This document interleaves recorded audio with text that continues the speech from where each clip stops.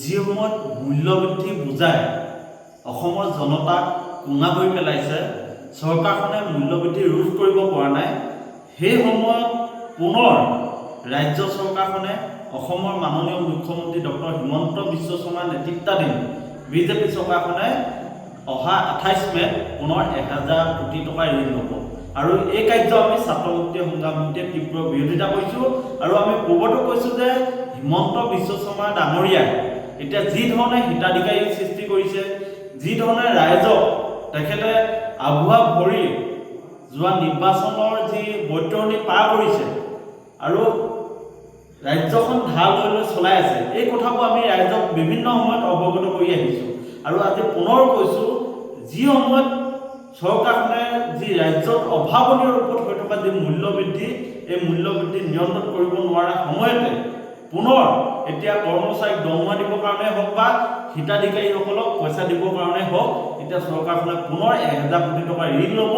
আৰু এই ঋণ লোৱা কাৰ্য আমি তীব্ৰ বিৰোধিতা কৰিছোঁ। আৰু আমি ছাত্ৰ মুক্তি সংগ্ৰাম সমিতিয়ে চৰকাৰখনক অনুৰোধ আহ্বান আৰু শেষ সকিয়নি দিছোঁ যে আপোনালোকে এনেকৈ ঋণ লৈ ৰাজ্যৰ যি অৰ্থনৈতিক ব্যৱস্থা, এই ব্যৱস্থাটো আপোনালোকে নিম্নগামী কৰা যি কাৰ্য, এই কাৰ্য বন্ধ কৰক।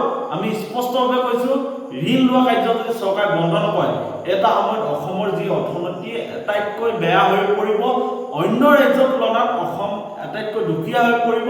আৰু হিমন্ত বিশ্ব শৰ্মা ডাঙৰীয়াই বিভিন্ন সময়ত তেখেতে সভা সমিতিত কৈ ফুৰে যে অসম তেখেতে 1 নম্বৰ ৰাজ্য কৰিম বুলি যি তেখেতে শ্লোগান দি থাকে, এই শ্লোগান কিন্তু ফুটকাৰ ফেন হ'ব। অসম একেবাৰে শেষৰ পিনৰ পৰা যে 1 নম্বৰ হ'ব, এই কথা নিশ্চিত।